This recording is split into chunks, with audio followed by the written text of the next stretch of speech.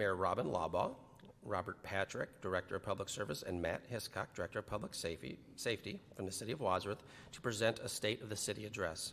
So please welcome our wonderful Mayor Robin, Robert, and Matt.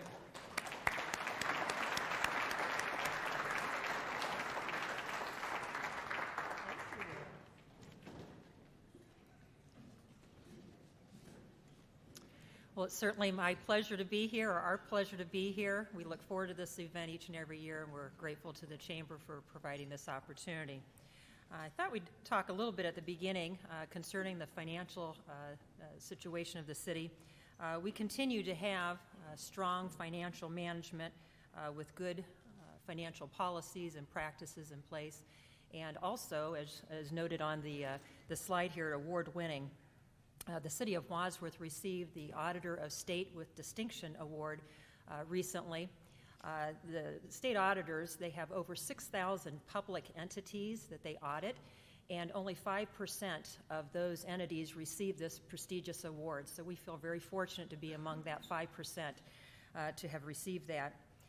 We have a conservative fiscal approach. We present a balanced budget to City Council each year. We continue to do more with less.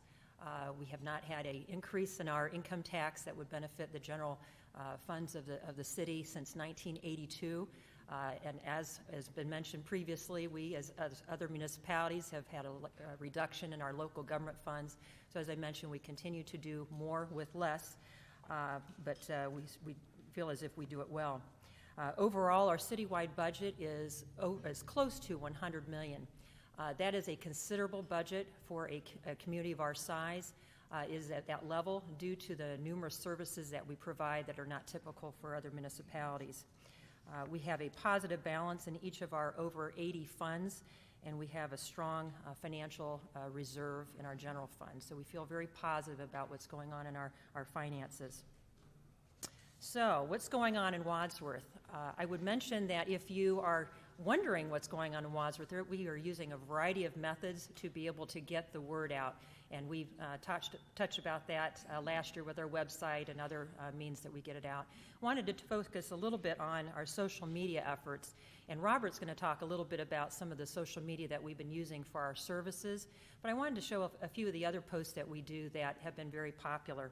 And I have to go back here real quick. I did not mention something I wanted to make sure I pointed out.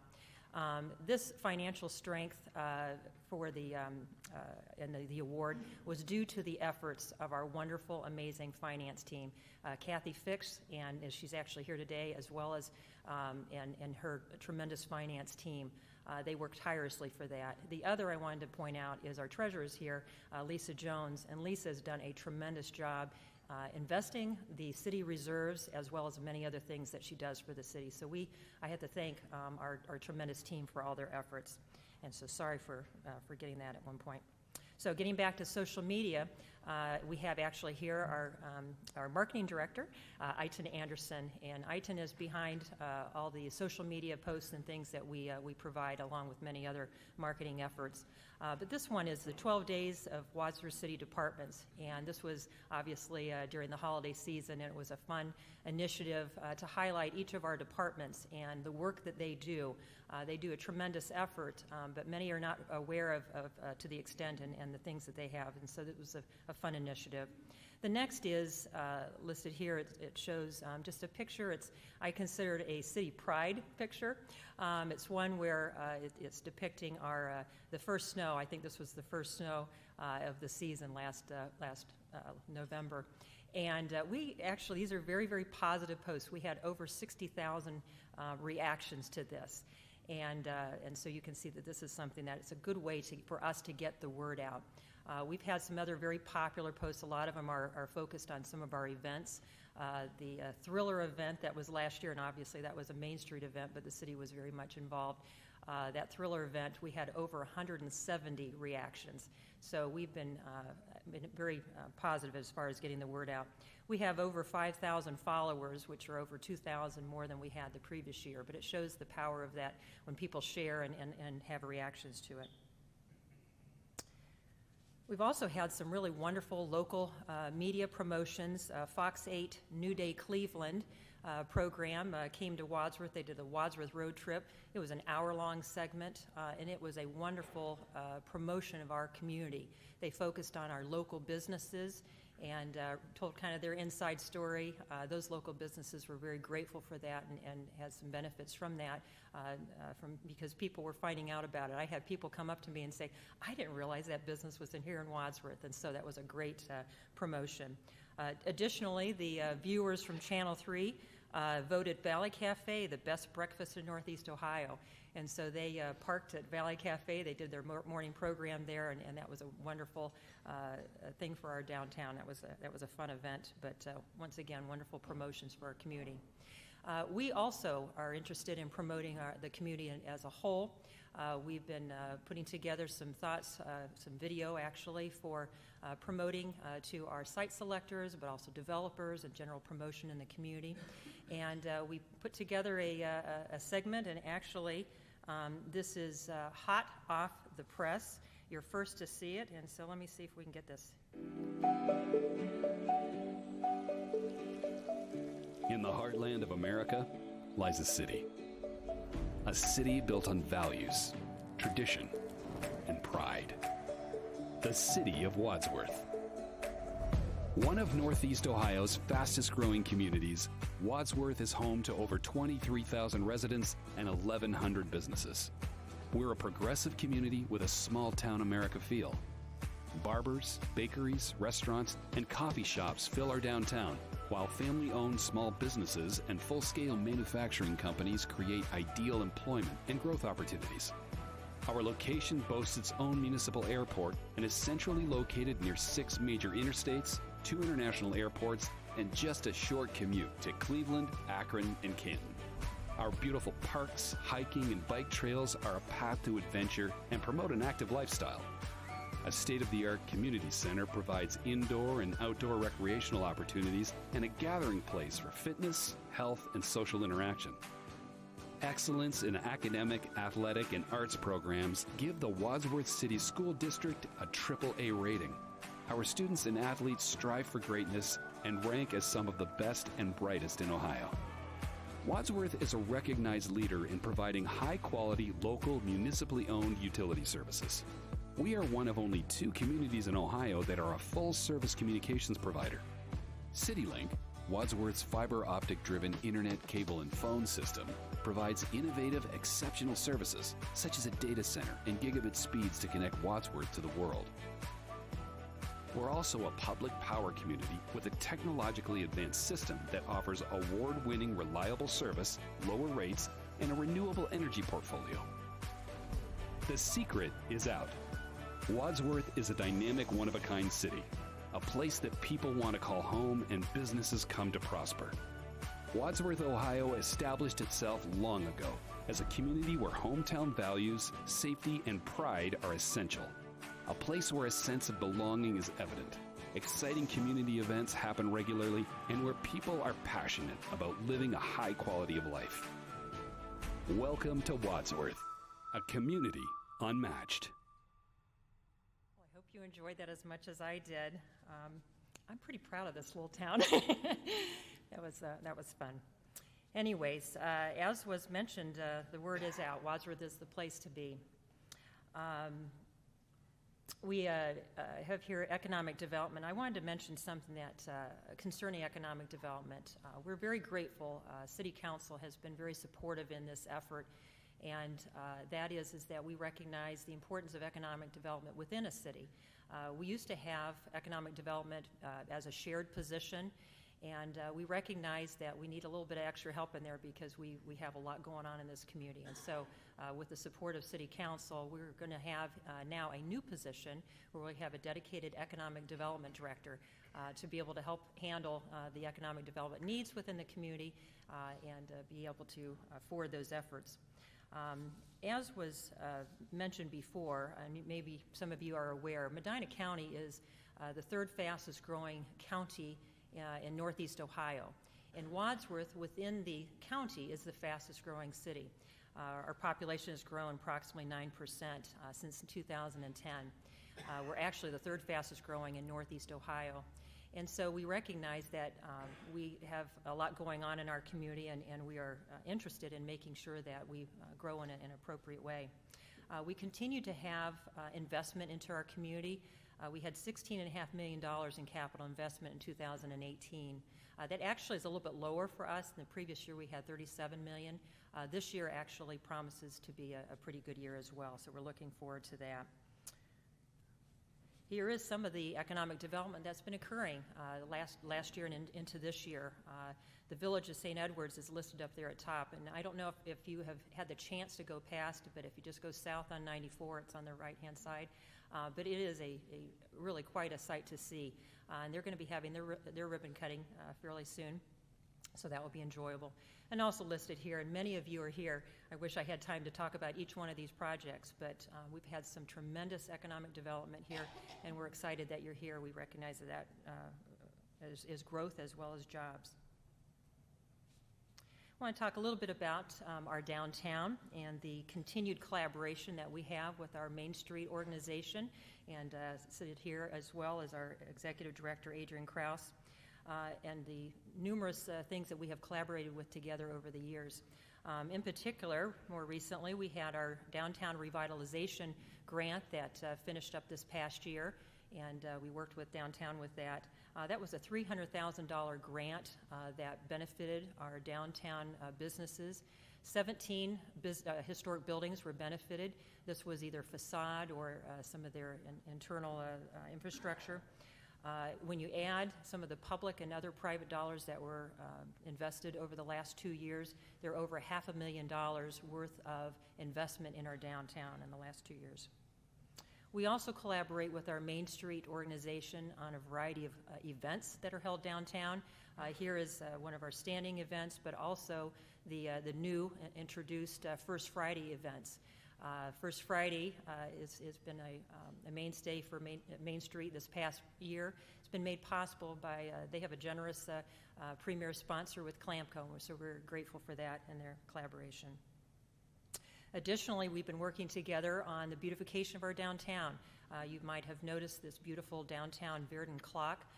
That was made possible by the generous donations of the Gehring family, but in addition, the Novak and Lovelace family. In addition, the Main Street Design Committee worked tirelessly on this event as well, or this project as well, along with our city services.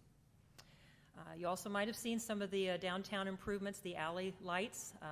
We have our electric department that not only designed but also installed that beautiful lighting, and as well as other amenities downtown. I wanted to finish up and talk a little bit about a year of planning here. It has to do with our downtown. As many of you are aware, our historic downtown infrastructure is kind of at the end of its lifespan.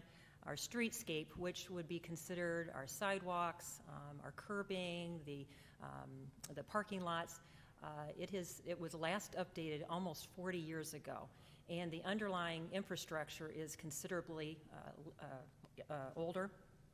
And 2 years ago, we had a collaboration with the Chamber and with Main Street, and then we also received information from a considerable number of you, and we surveyed the community to finalize a downtown visioning plan. And that plan basically provided a roadmap for us as far as what are some things that we should be doing in our downtown to really shore up and make it more beautiful and more attractive and more of a desirable place to go. We have completed a number of these initiatives, and we're working on some of them as well, some that we have already talked about this morning or this afternoon. But there are a couple of priorities that were listed that we haven't attended to yet, and that is a streetscape design and a gathering place. And so I'm excited to report that now's the time for us to start focusing on that. And so in the very near future, we will be working on putting together a plan for those improvements.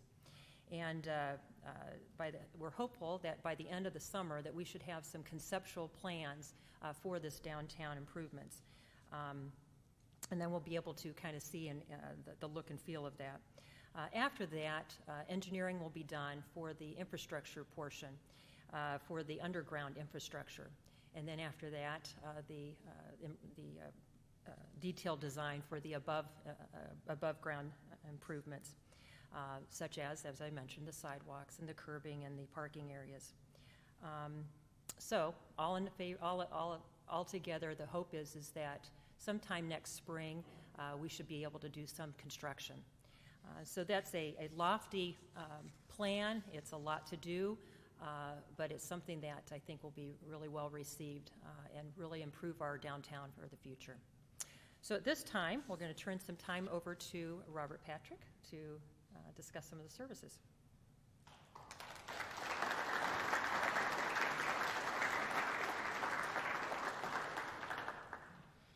Thank you very much, Mayor, and thank you to Janie and Michael and the Chamber Board and all of you for being here and being great members of the community. It's great to come here to see all of you, but also to learn about new businesses in town, such as the Maxwell Trainer that's here.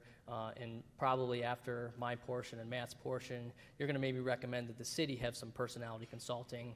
So you can feel free to give all those comments to Iton, and we'll see what we can do.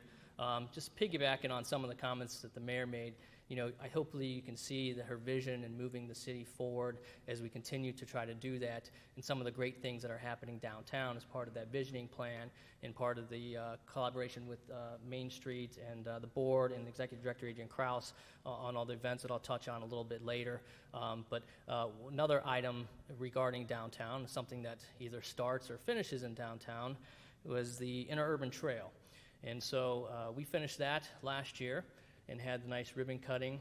This is the unveiling of the new logo, as you can see there. Our marketing coordinator, Iton Anderson, did a great job. If you'd like to see that on a bumper sticker or t-shirt, you can maybe talk to her afterwards. I'm sure she can help you out with that. You can also see that as part of the trail, we have a new park. We have a trolley line park that's out there off of Silvercrest. You can see it has a pavilion, it has some restrooms, it has a parking lot for a trailhead. And then also there's that house. That's the trolley line house. And you can see there, that is going to be open. It's going to be manned on the weekends and during the week by the Friends of Wadsworth Trail. So if anyone that wants to stop along the trail, go to the restroom, get some coffee, get some information, they will be taking care of that. But it also will be another event center that you can rent. If you would like to have a party or a gathering, feel free to do that. So you can always contact my office. You can see the flowers in front there. Those are planted by the Friends of Wadsworth Trail, so another great community organization. This year, we're going to be taking a look at that gravel section about the eastern 1 mile and doing some improvements to that. Last year, we also had the Broad Street Waterline project. That got going about this time, and it ended right before Blue Tip. That was a $1 million project to replace 2 100-year-old water lines. That was completed in the preparation for the paving that happened for our street improvement program. So then we were able to pave all of Broad Street. And as you can see here, this is an aerial over by Overlook School. You can see the cracking that was going on, the strip patching that we did a couple years ago in preparation of this. Those astute viewers can see that there's a white vehicle in that driveway. And you can see the results, how not only the street turned black, but the car turned black. Just kidding, I think. That was a different car. But I'll be talking about the street improvement program here coming up again. Continue the highlights from last year. The Holmesbrook culvert replacement on College Street. That happened. We unfortunately had to close down College Street in the spring after some damage from some of the flooding events we had. But we worked quickly to try to get that street opened up. We were able to get 1 lane opened. And then you can see later in the summer how that that street was closed down for the massive work that was done. You can see the large structures that were placed in there as that was opened up. You can see that middle picture. You see some Suprema emblems there. They had donated some waterproofing membrane material and had that installed for us. So very thankful to them, a great community partner, as many of you are. And then you can see the final product there. And we got a lot of compliments when the project was finished. I'm always amazed at the level of interest that our community has and the ability for folks to find my email address and my telephone number. I like to say it's fan mail. When you close a major road, that tends to happen. I got a lot of that. I talked to a lot of people too, and some people maybe got me confused and asked if I was the right person to talk to. I said, you know what? There's another young, dark-haired, not nerdy-looking community leader, Dr. Andy Hill. So you can call him, and then you can tell him how you like to receive his voicemails. So sorry for all the unneeded phone calls, but no, seriously, thank you for your collaboration, your partnership, and your understanding, because I know it was an inconvenience of the buses to get around that area. So again, thanks everyone for understanding that. We made that great large improvement project. Talking about this year, the street improvement program, I'll go into that. But this was made possible by that 0.1% income tax that was passed back in 2011 by all of you. And this is a visual representation of the progress we've made. That map on the left was the prior 5 years before that program started. And then the vision on the left there is the last 5 years of that program. So hopefully you can see the improvements that have made in all the streets that we've been able to do, because all of that money goes directly into improving the roadways. And now we have been able to improve all the main arterials coming in town. So we'll continue with that. We receive about $900,000 a year through that, but we take that money and we're able to leverage it with federal and state dollars. So sometimes our programs are $1.3 up to $2.5 million a year. We didn't have the money in the past to even leverage those federal funding. So we'll continue this year. This is about a $1.2 million program. Some of the highlights are some treatment on Seville Road, Overlook, Baird Street. We're changing the Amy Lane and Tackus Drive from concrete over to asphalt. So you'll see those improvements happening later this year. Another project that's going to be happening that's in relation to downtown is something we have a lot of positive comments on, making some improvements to the southwest parking lot. That section there that's highlighted in yellow behind Sonnets and the brewery. That'll be happening later this year, so we're very excited about that improvement. Have another exciting project that I mentioned last year. We have a diesel generator peaking project that's going to be going in town. It's going to start, construction is going to start in about 2 months once the weather breaks. That's a collaboration with American Municipal Power, and that serves a couple major functions. As you know, we're a public power community, so we provide the electricity to you. So this will help out with the reliability side, but this will also help us to stabilize those rates for the next 25 to 30 years. These things will be ran when our energy costs are the highest, and we pay a lot of outside charges that we'll be able to minimize by having these units here. They'll also be available for us for black start or emergency operations if we would have any type of a blackout emergency. So we'll have about enough power in town to cover our base load if needed. And then we'll also have another exciting project on some energy in town. We're going to be having some solar fields develop here coming up this year in the southwest portion of town. So this is very renewable energy. These are built and only powered by needs the sun, which some of you may think, do we have sun here? But actually, yes, this area is conducive to that. Even on cloudy days, it generates. So this will help us. This will be a lower cost power mechanism. It'll also help out with those peaking costs. You'll be able to reduce those for the next 30 years. And then when these things run, we'll be able to have this energy instead of paying some higher market rates. So some exciting projects coming forward. We'll also be doing some work at the interchange here at High Street and 76.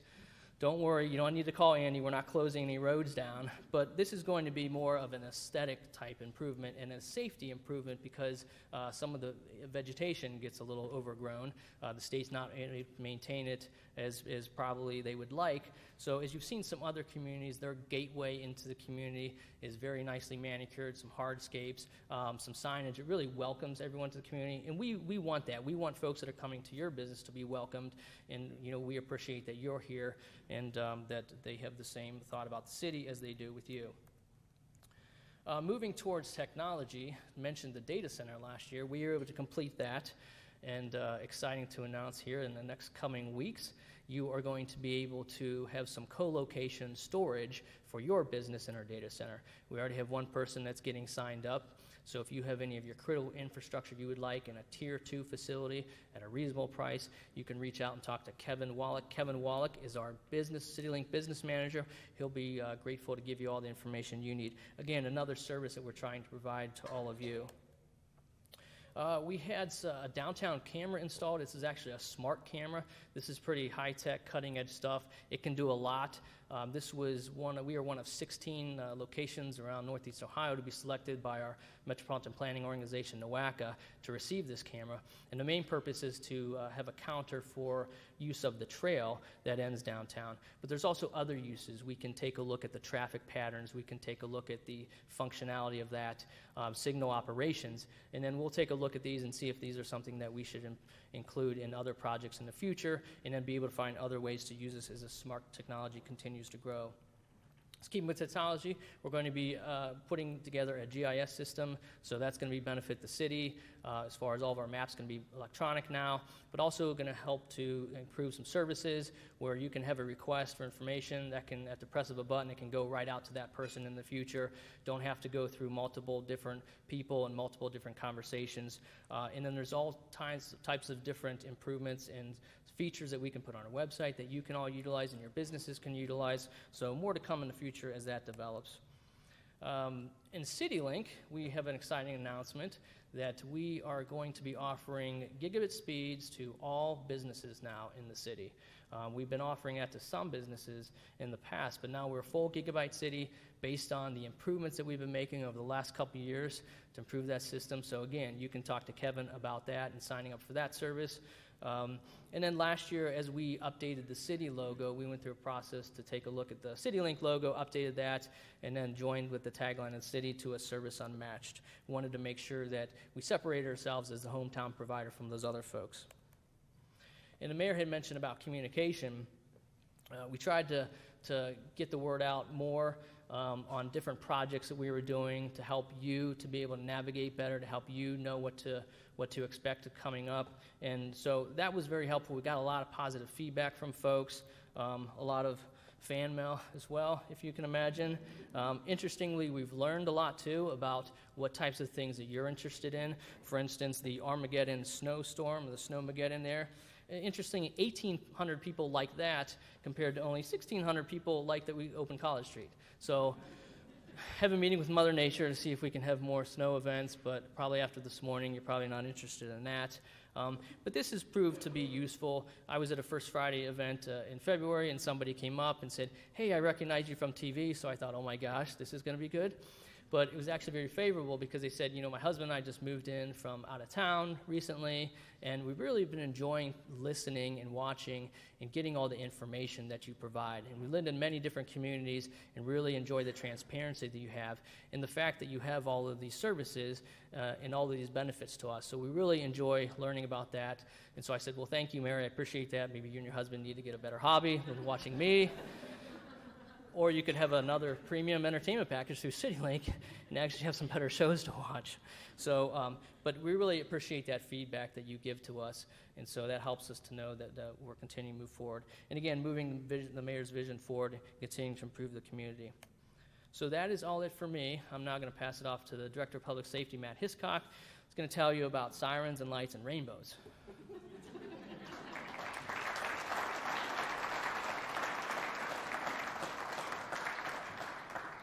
Well, as Robert said, it's all rainbows in the safety forces, really. So I could begin and end right there, really. But honestly, we have and ask our patrol units to take photos when they're out on the road.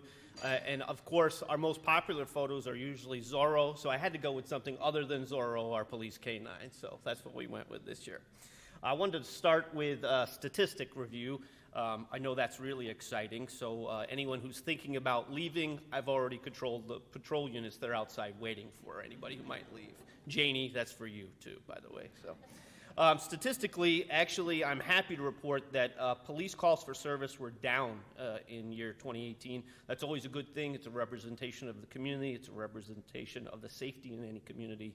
We were down by about 8% over 2017 numbers. Fire was slightly up. Of the three safety forces, it was the only entity that was up. Our calls for service were up 414. It was slightly about a 5% increase over 17's number. EMS was down 2,224 calls for service, and most of that really is attributed to an aging population, I think. But again, slight decreases in that particular area, always a good thing. A couple of community initiatives in 18. We continued to partner with the Wadsworth City Schools and installed our third rectangular rapid flashing beacon device, which is a pedestrian awareness device that we're using at several school crossing locations, and they've been very popular and lots of positive feedback for those in the neighborhoods in which they exist. We also continued our practice of standardizing our sidewalk marking device. That may seem really unimportant, but actually it works to make crosswalks more visible, and we've continued through the work of the street department and with Robert's assistance, continued to expand the number of crosswalks that we're improving visibility at. I'm really excited about that last item on this particular slide, safe routes to school, because that's been a long process to get to where we're almost at shovels in the ground. This year, later this summer, we believe we'll have construction started on more sidewalks in the Isham Elementary area. If those of you who have been here for a long time know that that was an old township neighborhood, and so there's a real need to get kids off of the roadway network in that area and get them up on sidewalks as they walk to and from Isham. So we're excited about that particular project, again, where we leverage state dollars to help us with local issues. A couple other initiatives. We continue to look at railroad crossings in the city and leverage state dollars to improve our crossings, namely by adding lights and gates. In 18, we received funding for Berge Street lights and gates, and so those will probably occur in terms of a construction phase mid-year 19.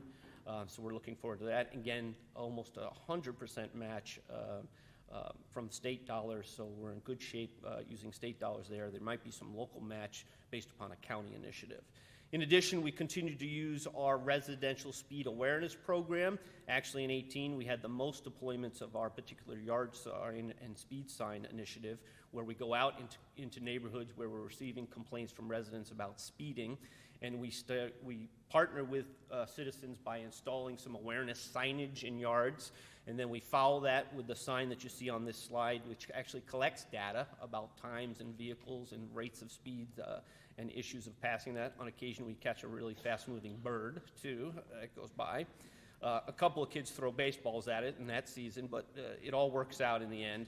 And then we follow that with actual targeted deployment activities by patrol units. So it's been very, very effective. And in 18, we actually deployed it 24 times in our community with really great results. So we're looking to expand upon that in 19. The community, as should be no secret to anyone in this room, continues to deal with issues of addiction and mental health. While we begin to transition away from the opioid epidemic, we certainly still have issues involving drugs that the safety forces are called upon to deal with. A couple of the logos on this particular slide are just some of the partners that have worked closely with the city and the city safety forces to do what we can to address our needs in our community. A couple of highlighted partners, I would tell you the Community Assessment and Treatment Services Group entered into an agreement with Summa Health, and we can't thank those two entities enough. We have finally been able to open an inpatient treatment facility within Medina County, and it's located right here in Wadsworth, so it's a great thing for those in need. The Wadsworth in Need Group is a community grassroots efforts of citizens like you all who volunteer their time to spread awareness, bring programming and education to our community. A wonderful group of people who work very, very hard at increasing awareness of the issues in our community. The Licata Way, McDack, the Health Department, all excellent partners who have really focused efforts at different times in 18 in Wadsworth, and we thank them. We realize that we want to be a leader in reaching out to folks who are in need and knowing that our community cares and that we want everyone to enjoy our community. And while challenges in life certainly happen for many folks for different reasons, there should be access to services to help you with those challenges. And so we're committed to our partners and to our community in improving lives. Community engagement, a couple of photos of different activities that the officers and firefighters and paramedics were involved with. We continue with our very successful Safety Town and Safety Forces Camp projects where we initiate individuals, youth in our community in terms of building long-lasting relationships with our police officers and our firefighters. That has paid dividends for us well after they're done with their school-aged years in our community. We were able to partner with Dr. Hill and the school district to add our second school resource officer. Obviously, with what happens in today's society, it's very important for us and a priority for us to make sure that our schools and those who work and learn in those schools or visit those schools are safe in that environment. So adding another full-time officer and a school resource officer was an excellent thing, and I thank again Dr. Hill for his initiative and the board's initiative in approaching the city about that. We get out there at different events too, certainly the Main Street events. We have National Night Out, we have Safety Day at Home Depot. There are quite a bit of different speaker series that our officers and firefighters attend throughout the year, and I appreciate all of their efforts to spreading the word. It really starts with making sure that a community is safe, starts with a partnership with those in that community. So very, very important items. My last slide really deals with the people who provide you those safety services. I have long said that it's not me sitting behind a desk at City Hall that provides you those services. It's those folks who are out there doing it day in and day out. In 2018, we were proud to welcome 2 new full-time firefighter medics in our fire department. Excellent individuals, people who came to us with a vast amount of experience. We also added our 8th and are now at our full-time deployment of dispatchers. Certainly, I think those unsung heroes, when you dial 911 and you hear that voice, they're the first people to assess what you need, how you need it, and then actually dispatch the units to them. So really a great group of dedicated individuals that many of you never meet, but do a wonderful job. And then we continue to add to our full-time police strength. We welcome Ben Smith as our 28th police officer. We've actually hired another officer since that time and are in the process of completing and getting to our authorized strength level of 32 officers. So again, the delivery of services from my standpoint starts and ends with the folks who do it, and we have a wonderful group of individuals that provide services to our community. With that, I'd ask Mayor Lovell to come back up.